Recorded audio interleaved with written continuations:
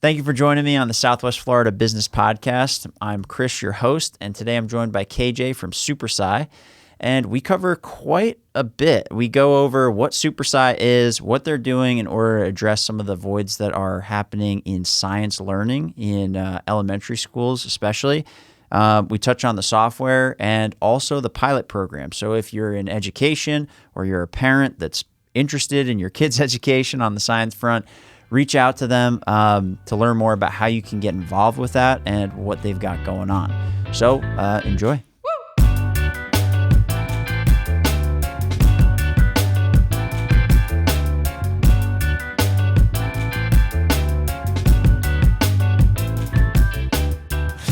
Cool. Well, you ready to do this? Yeah, let's do it. KJ, thanks for joining me, man. I appreciate it. Yeah, thanks for having me. So I wanted to dive into SuperSci. This is your company, and I wanted to start off with what is it? What do you guys do? And kind of what's the mission behind the company?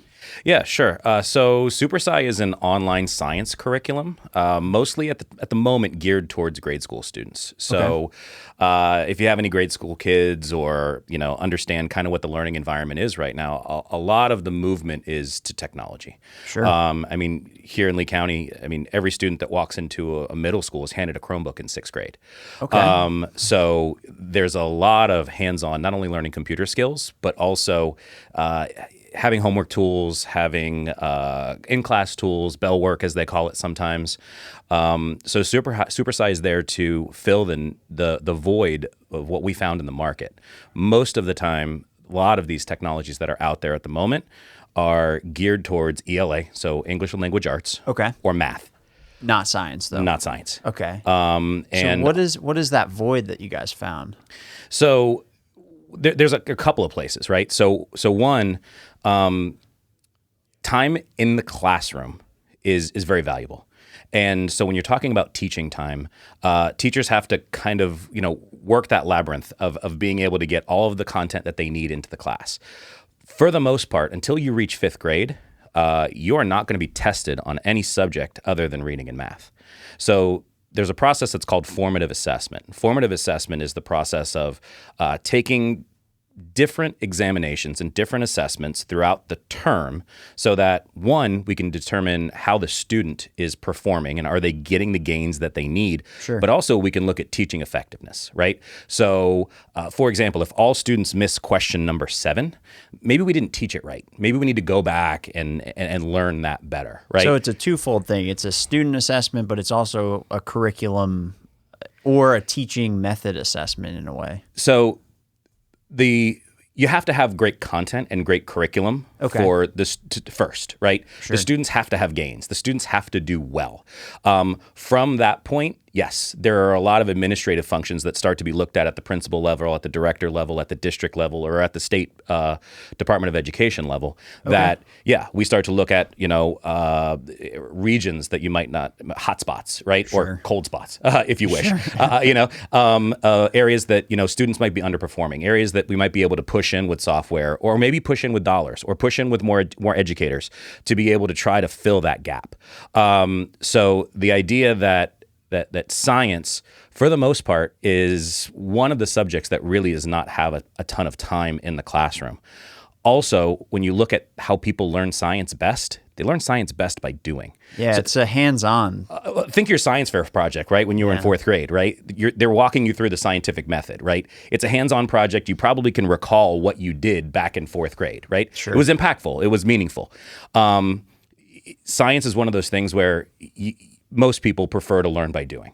Yeah, you gotta. There's a lot of some of the cause and effect stuff. You gotta kind of see. You gotta play with the rocks. You gotta mix the chemicals. Yep. You gotta safe chemicals. And you gotta be able to gather the evidence. I mean, that's a lot of the thing that science is about. It's do, collect facts, evaluate. Sure.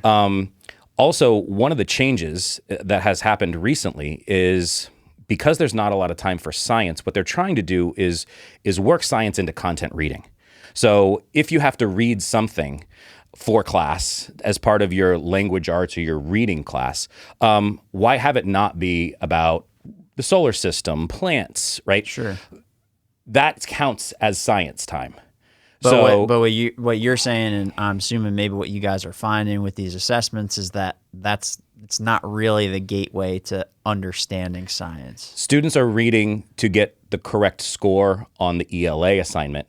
They're not reading to learn the science. You're learning for a test, not learning for understanding. Well, we all figured out in college, right? Yeah. Study, regurgitate it in 2 weeks, forget it until the final, right? And that just, when you're starting to set a really core foundation of science learning for students, in an elementary level, there's certain things that you can't forget. Yeah. And actually that gets back to what we were talking about before, and maybe I'm stealing a question, is that spiralized learning, right? So we have a spiral learning philosophy, and what spiralized learning is a callback.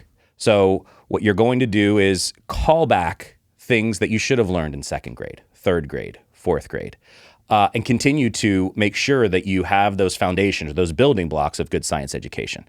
So the easiest way to understand that is if you have an elementary school kid and they bring home this math worksheet, right? Let's just say 99% of the math worksheet is long division. Sure. If you flip it over, all the way at the bottom, there's 2 questions. And what are they? Subtraction with regrouping. Well, wait a minute. We did that 6 weeks ago. Why are we doing that? We're spiraling back. Yeah. We want to make sure that you didn't memorize it, regurgitate it, do well on the test, and forget it. Sure. You need to be able to keep calling that back. So a spiralized learning method makes sure that you're continuing to call on all of those processes that you've needed.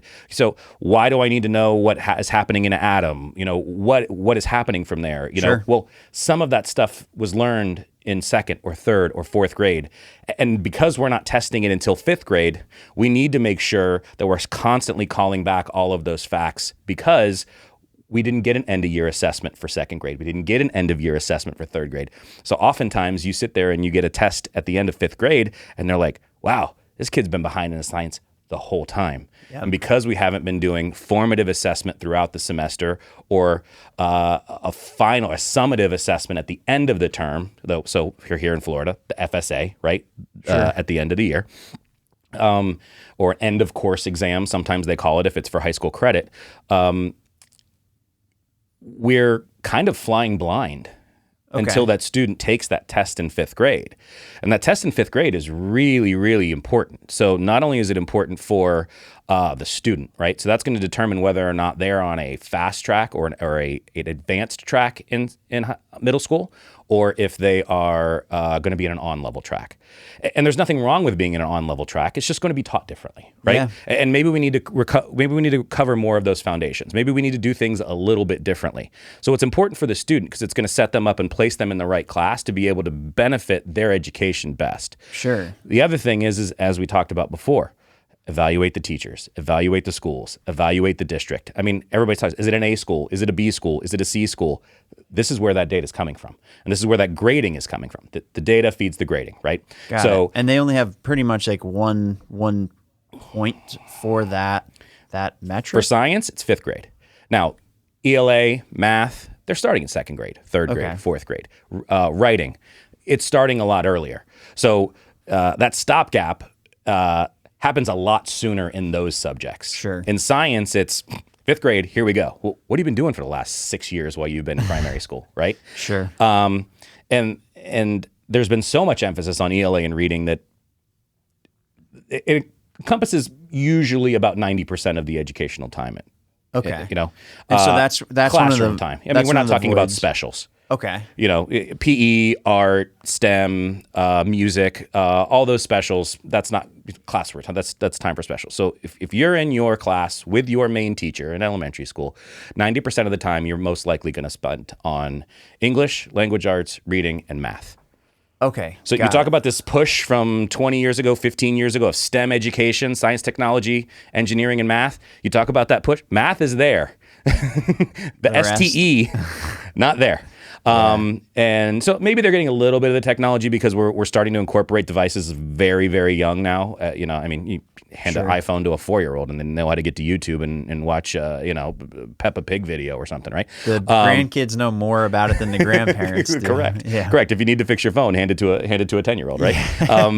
So that's one of the primary voids that you're seeing is, okay, we've seen that the time in the classroom is actually the most valuable for that solid learning, where you could do something like the spiral method and they'll come back, and if the time is allocated, the chances of them actually still retaining that are much higher if they have that time allocated. But on the science front, you're looking at maybe 10%. If we're generous, it's 15 or 20%, but not enough to really have that be like a solid foundation for it. Exactly. Okay. And that 10% could also be considered like dual learning, where they're because reading it's a content about rocks. reading piece where they read about rocks in their language assignment. But are we going to go hands-on with the rocks? Are we going to go outside? Are we going to look at the different types of rocks? Are we going to pour water on them and see what happens to them? You know, those types of things. And it makes it really complicated for educators to try to manage their time, right? So everybody hates the phrase teach to the test, right? Well, in third grade, if you're not being tested on science and you're being tested on reading and math, you're gonna spend a lot of time on reading and math. Yeah. Especially as an educator, right? That's your report card as an educator, right? So if my students are doing well in reading and math, then it looks good on me. It looks good to my principal. It looks good on my resume. So where does SuperSci come into this mix? Yeah, good segue. So first off, completely flexible learning environment, right? So one of the things that we've learned is no two classrooms are the same, right? Each teacher teaches them a little differently. You have a lot of different modalities of learning now. So whether it's fully online, whether it's blended, whether it's homeschool, those are all opportunities for students on their own device to be able to use SuperSci and start to get gains in their science acumen. Also, if you talk about a live situation with a teacher, right? We want to give the teacher flexibility as well, right? Something real simple. Hey, everybody, 10 minutes a day, SuperSci, homework, really easy. Maybe it's reinforcing that content reading piece that you had in language arts that now you get to do in a pure science environment online. We talked about doing, right? One of the things that we have are digital experiments. We have virtual labs. We have free exploration. Like we have a module of Earth and space. You go to space, you move the planets around, you can align them. It's one of those things where you can interact with the content, but not necessarily have it be scored or graded. So it's more of like a gamified solution. So students are having fun with it and don't realize, hey, I'm actually learning. Would I rather read about rocks or do a simulation with rocks? I mean, for me, the simulation, it's anything that's more hands-on. I'm not in elementary school, so maybe this doesn't matter, but I know for me, learning with science and everything like that, the hands-on or even if it's not hands-on, I guess this is what you're saying, is this is the evolution of it, right? Where if I can't touch the rocks or I can't pour these chemicals back and forth, but I can have something that models it. Right. What's the next best thing? Exactly. That teaches me this thing where I can see what this does and what the reaction is of this. That paints more of a picture for me of how the world actually works than, again, I know I'm joking about it, but like reading about rocks. Right. But that's what at times science education has been remedialized to, right? So giving educators, educational leaders the opportunity to say, hey, there's more choices out there other than just read this sheet about rocks. Yeah. But we're not going to ask you about the rocks. We're going to ask you what the main idea was. We're going to ask you what adjectives were used in paragraph 3. I mean, that's a language arts assignment. That's not a science assignment. Now, if we could then take that handout about rocks and then have them be able to go into SuperSci when they're doing center work, or have them be able to do 10 minutes of a digital. What happens if we add wind and water to the rocks? Oh, that's a concept called erosion. And when you add wind and water, the rock starts to deteriorate and you start to get sand coming off of it. And then it's like, wait, now we can start to align a lot of these things in a way that is more informative for the student, because they've read about it. Great. That's the core concepts. Now let's go do it or see it or go hands-on with it. Okay. One of the other ways that you can go hands-on with SuperSci is we give the teacher access as well. So all the schools, they have whiteboards, Promethean boards, projection type services, right? So it's one of those things where if a teacher's not able to have chemicals in the classroom, you can use our digital experiments as a classroom technique, as a classroom teaching method. So throw it up on your whiteboards. Have students raise their hands. Have them come up to the whiteboard and use their finger and drag the planet to the right area or kick the soccer ball into the right goal. All of these are kind of gamified type activities and lessons that we have baked into the system. But now you're getting students excited about it. Now students, everybody wants to come up and play with the whiteboard anyway, right? So come up, answer a question, right? Yeah, all right, good job. So just so I have like a good understanding of this, and I can ask the right question. So for this, part of this is a software as well. Obviously, the students can interact with it. It's got modules, things like that, where you can learn. And then you talked about the flexibility of deploying it to different teachers or students in this particular scenario. So what does that side look like? Is it right now it's just the modules where they can learn and then you could deploy them how you see fit? What's the kind of structure of SuperSci right now? Yeah, so on the back end, there is a robust administrative reporting system, right? And so when we start to talk about that assessment piece that we talked about before, having a district be able to look and see the progress by school, the progress by teacher, also it allows the teachers to be able to customize a learning path for each student, right? So let's just say you have little Johnny, A+ student, super motivated. Like maybe we don't want to restrict him. Maybe we want to allow him to go ahead. Maybe we want to allow pique his curiosity, right?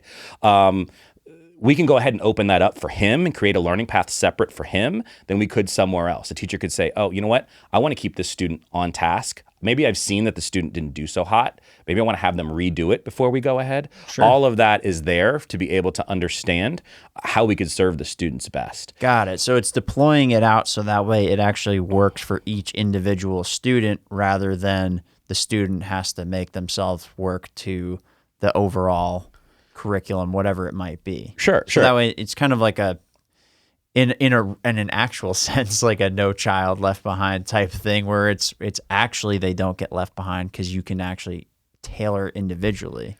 Customized learning paths is something that's very big in education right now. Okay, you have to teach to each individual student, and for a teacher to sit there and have 20 different personalities in the room, 20 different levels of understanding. Let's also not forget that 2-3 students in that class maybe English as a second language. Sure.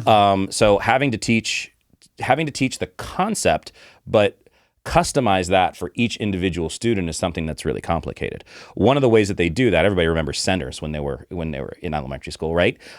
Those breakout groups are good ways for you to have maybe not one-on-one time, but a handful of students around and having group time and having more specialized instruction. So while that's going on, it would be great to have a bank of computers over on the side of the room, which most of the elementary schools here do, right? Hey, log into SuperSci. I've already configured your learning path for you. So when you log in, the lesson that you're ready to take is right there. Yeah. And so we know they're getting good science. We know they're focused in where they need to be because the teacher was able to scale that prior to the class. And then we know that they're working on it over there while you can be doing that specialized or personalized instruction off somewhere else. Got it. Okay. So it gives you the flexibility in that way. Okay. So how did this company come about? Like, how did you get into this? Yeah. So I'm not the original founder, but our original founder is a tech guy. And he has a couple of young boys, twins, and he wanted to get them interested in coding. So originally this was going to be, a solution to teach younger kids how to code. And it manifested itself into science after all the kids got thrown home during the pandemic. Because again, he's sitting there watching his kids and the kids are doing only reading and math. And like, wow, is this really avoiding the market? Little research, little Google, and say, wow, there's not a lot of science out there. So he course corrected pretty quickly and moved over to science. And we've been going for about a year now, developing the curriculum, and so now, we've kind of changed from that mission of getting elementary school kids starting and interested in coding to making sure that short-term mission statement is, improve science in grade school students. Short-term, that's all we're looking for. If we can do it by class, by student, that's our goal. Because really, as a company right now, we want to collect data. Okay. We want to collect data so that we can sit here and walk up to a district or walk up to a state board of education and say, proof's in the pudding. Yep. We put this in. We wedge this in certain classrooms in certain areas. And here's what geographically happened. diverse, economically diverse, socially diverse, racially diverse, and say, look, here's the stats, and because that's the long-term goal. The long-term goal is to walk in and say, Lee County, I want you, we want you to adopt this. Here's district-wide. why, because we have this data and we show as if you implement it this way, here's what you'll get. Here are the best practices. Here's what we tried that didn't work. Here's what we tried that did work. And here's why. And as you go up the food chain, and this is pretty common in education, education is kind of one of those little more old school industries, right? Sure. There's not a lot of people, especially in the elementary age, that would, elementary education, that group, are willing to be a pioneer.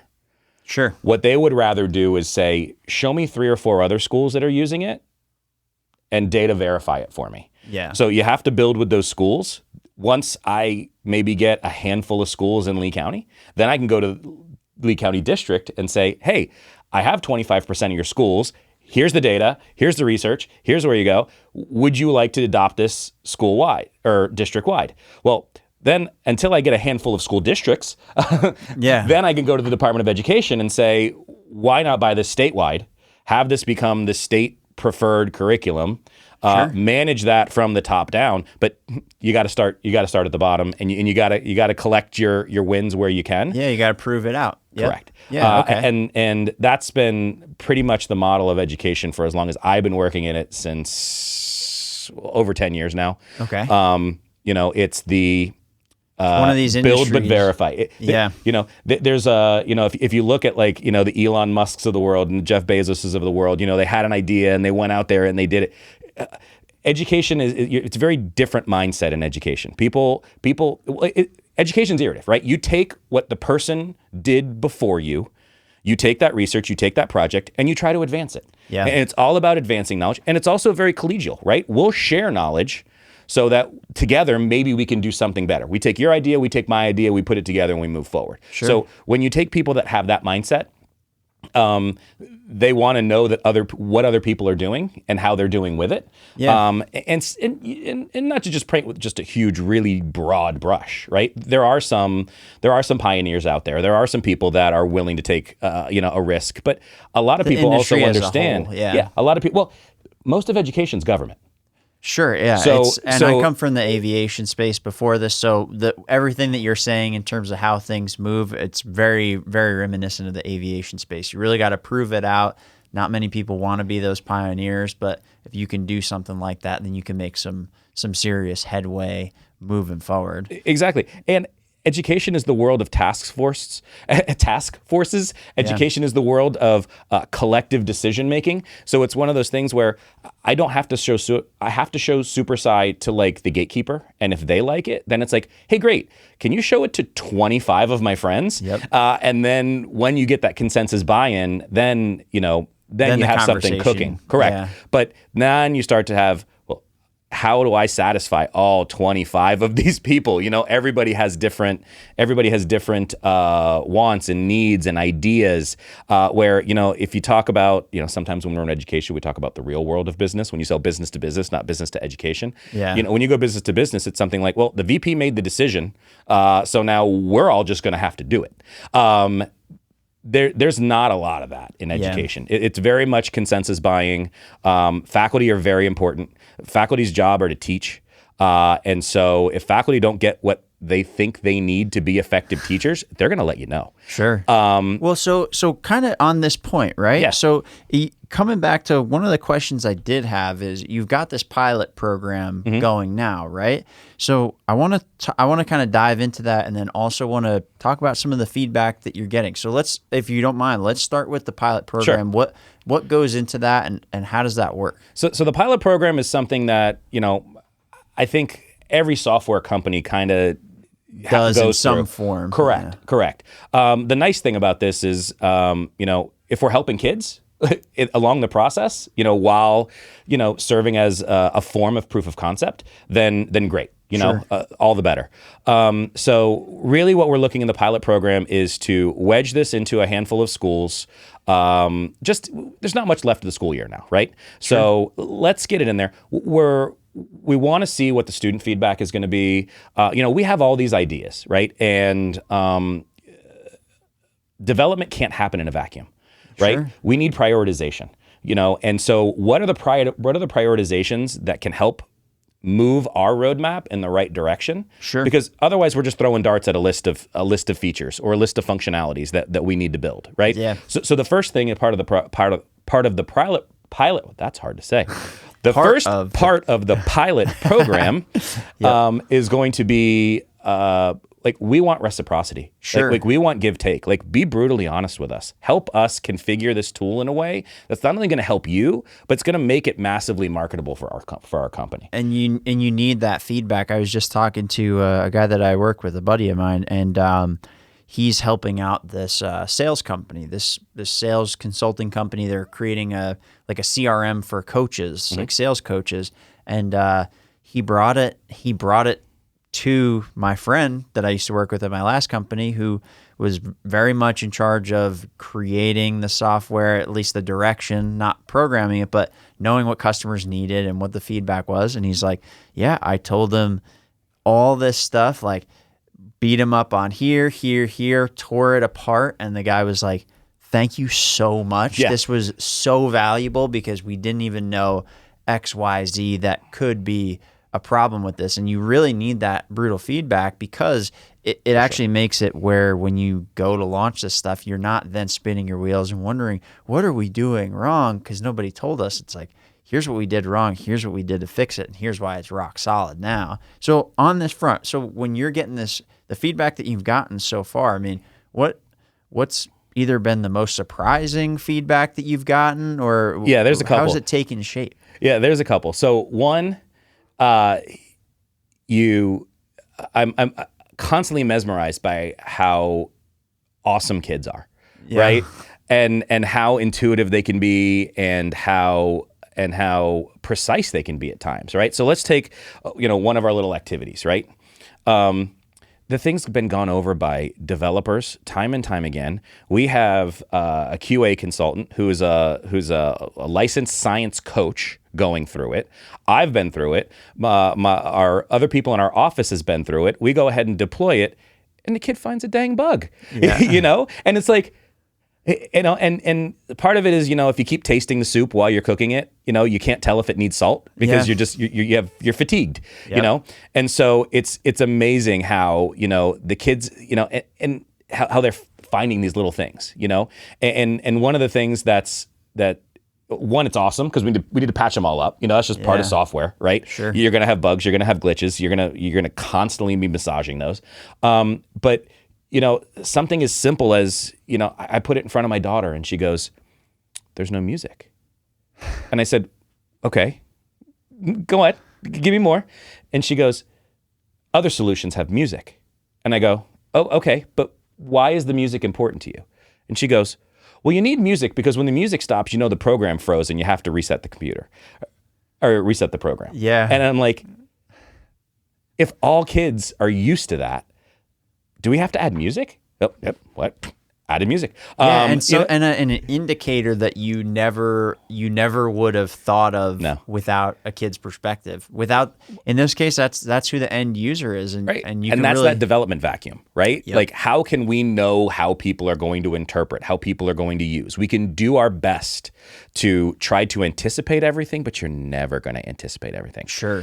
Feedback from a teaching and a educator's side of things. Really happy about how they love how engaged the students are with it, right? So cool. They're not bored with it. They're asking to go on. They're asking to do more, And one of the things with education is this word called rigor, right? How many times are we providing rigorous activities for the students, right? Sure. But rigor doesn't necessarily need to be boring. Rigor can be fun. Rigor is just exposure to the content. Yeah. So if they really like that game and they want to play that game 3 times. That's 3 different exposures to that content. That content's going to stick more and more and more. Yeah. So that's one of those things where I'm really satisfied with that feedback, because Good. I don't want to hear students say, well, I did it for like 10 minutes and then I got bored. Yeah. No. They started it over again. They wanted to do it again. They're asking their teacher to release more rooms to them or more lessons to them so that they can continue to learn, Okay. And then it's up to the educator whether they want to throttle them or whether they want to inspire them, right? That's part of the flexibility that we talked about before. Sure. Yeah, and it's good that they can kind of have the ability to determine that kind of at the really in the classroom level, because that's where you want to have that impact, I'd imagine. All right. Well, and then when you're talking about, the pilot program has another phase to it as well, Okay. right? So one, we want that feedback, right? But we talked about reciprocity. Like, it's not just going to be a take from us. Like, so what are we doing? We're giving it to you at a extremely reduced cost. Sure. Okay. So one of the things that anybody, and I've been in the software business for a long time, educational software only, is the early adopters, those pioneers out there, like we talked about them, they reap such financial benefits. So, for example, let's just use super easy numbers. If we're selling this right now for $10 to be part of the pilot program, we're giving you a reduced cost so that we're getting that R&D. Let's just say proof of concept's done. I've sold this to tens of districts all over the state, right? I can't come back to you when you're paying 10 and say, oh, by the way, it's 70 now, right? I broke your budget. I could be selling it at market rate at 70, and Sure. everybody's okay with that because it's a fully vetted product. We have data. They've been able to do budget allocations. They've probably been ramping and doing research on this project for 3, 6, 8 months, right? Sure. So if I go back for a renewal base and try to get $70, they're gonna tell me pound sand. What's the most you usually can ever get? 3%, 4%. I mean, so now even if I ask them to go to $15, I'm asking them to increase their budget by 50%. Sure. So those early adopters reap those rewards for years, Yeah. even if they have a 3, 5, 10% increase, right? Just to keep up with cost of goods sold, inflation, economic indicators, right? They're still never going to get to market rate, even if they renew 100 times over. Sure. So those pioneers are going to be rewarded just because of the renewal cycle. Got it. I see what you're saying. So it's a couple pieces. It's getting in early to provide that feedback to you guys, but also the incentive on their side is not only, the goal of better scores and kids being more into science and actually learning about it, but also if this thing as it takes off and develops, when it becomes a Budget full-fledged thing, you have that early adoption incentive. Okay, cool. All right, fair enough. So on this front, right? So clearly the education landscape has changed in the past couple of years. So and we did talk about a little bit of what the issues are with science. I mean, it seems like the biggest factor of it is not having that time allocated. I mean, at the end of the day, but now you throw in COVID and everything that comes with that. I mean, what are some of the biggest issues that kids are facing now? And then how does this kind of plug into solve some of those issues? So COVID fundamentally changed education. I mean, COVID fundamentally changed a lot of things, right? Sure. I mean, food delivery, pickups, the mass industry, right? So COVID fundamentally changed a lot of things. There's always been this concept of learning loss, mostly attributed to summer, right? When the kids go home for summer and they're playing a lot of soccer and they're swimming in the pool, your brain rots a little bit, Sure. right? So what happens when you start the beginning of the school year? You got to spiral back, just like we talked about before. Hey, let's make sure that we're refreshing all of those things that you should have remembered from the previous grade. Got it. Pretty much everybody will tell you, nobody did anything after that spring break. It was basically, everybody stay safe, which was primary, right? But hey, if we can get you to just engage with some content as a student, if we can just get you to come on some Zooms, I mean, think of just the digital change that they went through, that all of these students had to learn how to do Zoom, had to learn how to use all of these online platforms, had to learn how do I mute my microphone? How do I, where do I plug my headphones in? So there was a lot of change management that needed to happen in that area. So was there a lot of education going on? Not really. My wife works for the school district, and it was grade with grace was we have to be understanding of what's going on. Exactly. So when you take that elongated period of learning loss, there's a lot of catching up that we needed to do from the tail end of 2020. Then when you put in all of the COVID protocols from the beginning of 2020, one-way hallways, social distancing, staggered and elongated lunch periods. I bet that eats up time in the classroom. Just something as simple of it takes 3 minutes longer to walk to the cafeteria because I have to use a one-way hallway and walk around the building. If you do that 3 or 4 times a day, you've now chewed into 15, 20 minutes worth of instruction time. And not only that, we turned our teachers into COVID police. Yeah. Put your mask up. Johnny, you're too close to Billy. And the primary focus gets away from actually teaching and it becomes that. And think of all those distractions, right? You could have the greatest lesson planned. You could have a great interaction, and then what's happening? Billy's standing too close to Johnny with his chin diaper, as they called it. Yeah. The mask around the chin. Let's truncate the time and then chop into it throughout the time. Right. Okay. So now we already didn't have enough time to teach anyway. Now we're focusing on behavioral things as opposed to educational things. Yeah. So now we got a lot of places that we need to make up, right? We got a lot of gains that we have to get. Not only the loss, but then the behavioral time that was spent taking away from educational time. So with a solution like this, to be able to say, hey, go home. It's really good science curriculum. One of the things that we did, our curriculum writer, she adopted this to the NGSS standards. So the NGSS science standards are adopted by 35 states in the U.S. Okay. Right? So if you are one of those states that adopts the NGSS, we're written specifically for it. Now, Texas, always different. They have a custom curriculum. It's NGSS-ish. Okay. So it might not be 100% 90, aligned. 80%, something like that. What software solution is 100% aligned? At some point you're going to have to, a textbook is never 100%. Teachers Sure. are constantly challenged with what else can I do to fortify or enhance the lessons that are being taught in the textbook or the slide deck that I have. So nothing's a home run. Sure. Right. So, that's what I do when I talk to the states that aren't NGSS. Listen, we're written to this standard. And even though you're NGSS-ish, would you not like something that could be a supplementary tool for 90% of your lessons, for 80% of your lessons? Then, everybody likes to focus on the 10. Oh, well, you're missing these 10%. And you're like, well, let's talk about the 90. Yeah. Well, being in sales in my previous job as well, I'm very familiar with that 10% that everybody wants. Yep. And it's not always the most fun. But yeah, you got to look at that 90% of like, okay, what does this actually address?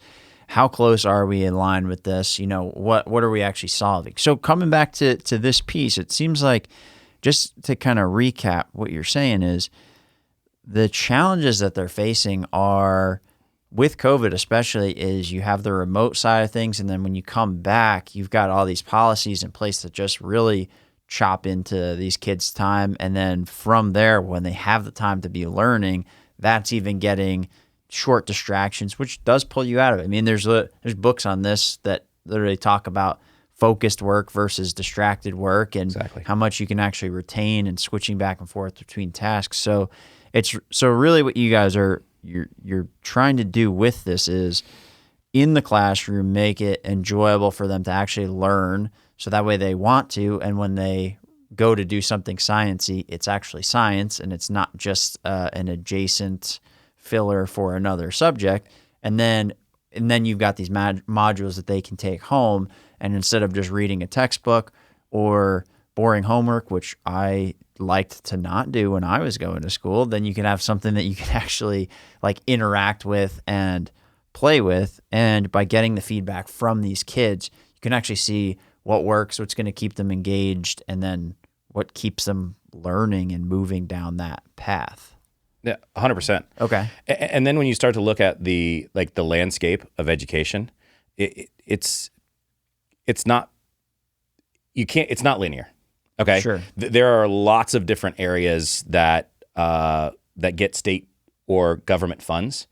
There are lots of different areas where, something as simple as internet access, is very difficult, Sure. and our students that may live, outside of internet access or maybe can't afford internet access, do they have the ability to learn at the same rate? And are they given the same educational opportunities as the kid that's sitting next to them? And so one of the areas that we're focusing on are those underserved populations. So there is a lot of grant funding out there that go to lots of different underserved communities. So Title I funds go to or areas that are economically disadvantaged, right? So schools in Immokalee, close to here, they receive Title I funds because for the most part that's a migrant community, right? Sure. Internet connectivity out in the fields or out in some of those areas can be very difficult. Yeah, so definitely. we need to be able to teach those students in a different way. Title III works with making sure that students are achieving through language. Title IV is looking for academic enrichment. Title V is serving Hispanic serving districts. So there's lots of different areas where something like this can really have like the biggest impact. Because that was going to be one of my questions is, how do you guys assess this stuff to find, okay, where can we actually have the most impact? And so it's kind of by following some of those guidelines that you really say like, all right, here's where we need to dig in, and here's where if we deploy this is going to actually help the most people. And that's really where I prefer to pilot, Sure. right? Because one, it makes you feel good. There's some social responsibility there. Also, if they're going to pilot somewhere, let's pilot in those areas where most likely the scores are not going to be as good as, your urban or suburban, mom's a housewife, dad goes to work, I Sure. mean, those are the not overserved, but those are not the underserved populations that, Sure. that they're addressing. The other opportunity there for us being a business is there's a lot more gains to be made in those districts, right? Yeah. So for us to be able to engage those schools that are disadvantaged, to be able to provide them with this tool within the pilot at a reduced cost, which is helpful for them. Yeah. Then for the district, we're addressing, say, their bottom quarter, right? If you want to improve as a district, what's the first thing you do? It's a lot easier to bring the people up from the bottom than it is to get that B+ to an A-. Yeah. Right? It's a lot easier to get that C school up to a B. Yeah. So that provides, so aside from the social responsibility, that's a really good place for us to be able to wedge into the market. Sure. The other thing is with grant funds, government, we've already talked about that. So what comes with that? Oversight. So whenever you receive grant funds, there's a compliance piece that goes with it as well. So now when you start to talk about all of those things that we talked about with assessment and being able to look at the administrative reporting and to be able to look at what the student and then the teachers are doing, trying to look at effectiveness, those reports can also be used for compliance documents, right? Sure. So what did you purchase with the grant funds? What was its effectiveness? It's all there. So part of the problem with these funds is because these funds are so difficult to spend at times, there's apprehension.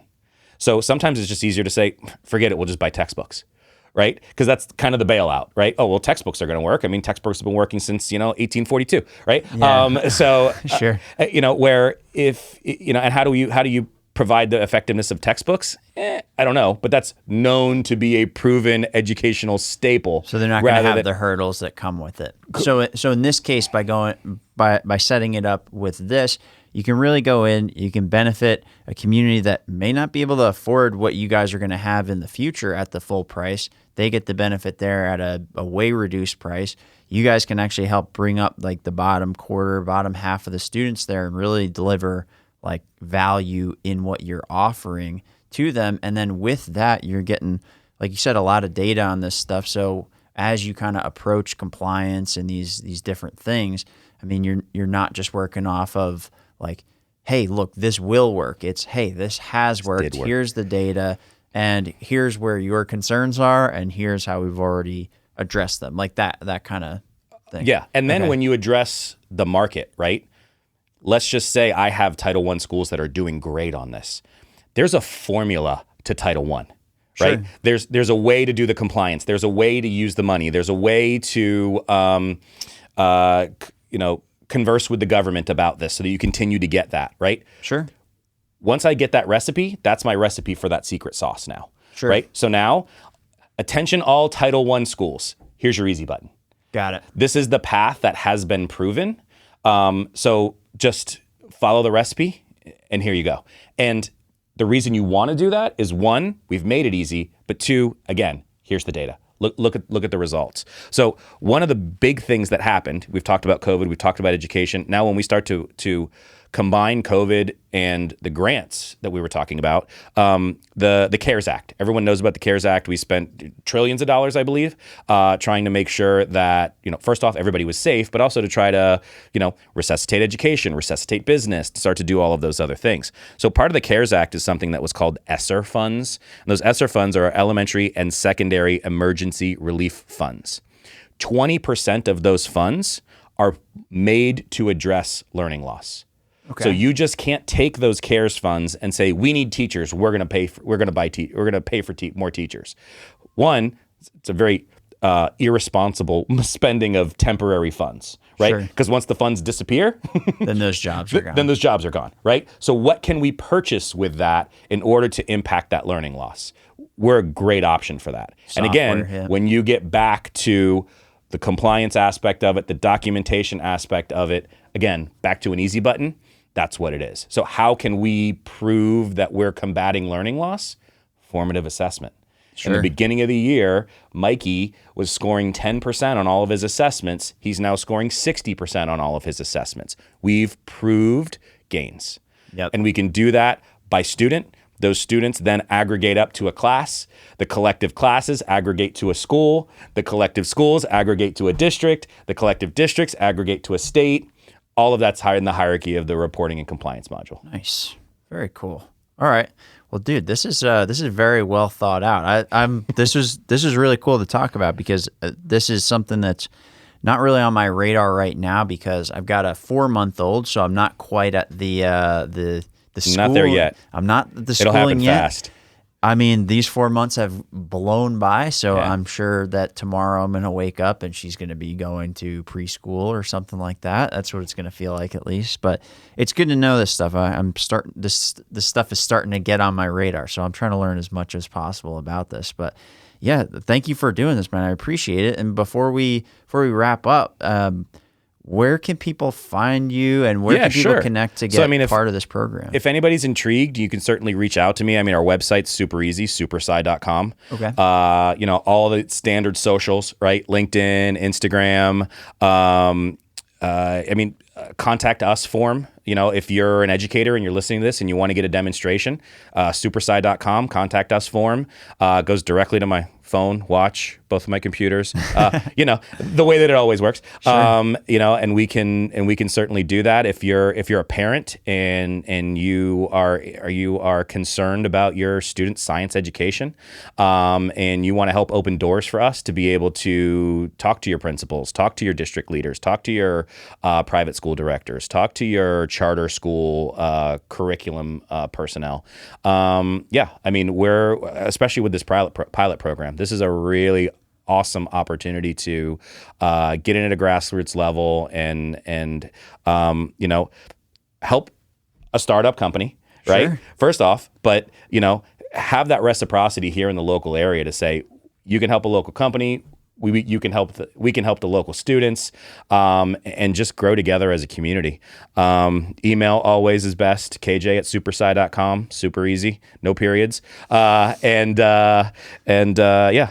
that, the socials, definitely ramping that up. So Pay attention to Instagram and LinkedIn. Okay. And there'll be a lot more information forthcoming there. Cool. KJ, thanks for doing this, man. I really appreciate it. 100%. This is great. All right. Thanks, everybody.